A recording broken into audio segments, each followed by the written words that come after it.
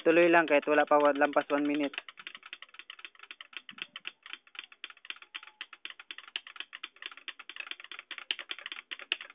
Yan.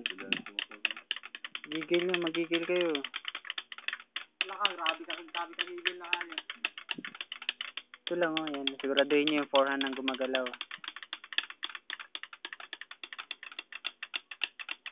Tuloy pa.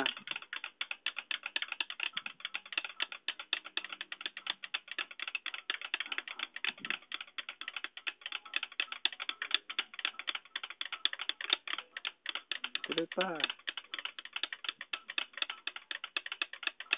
Laki ng tingog, malaki din siya. May magduwa, may mag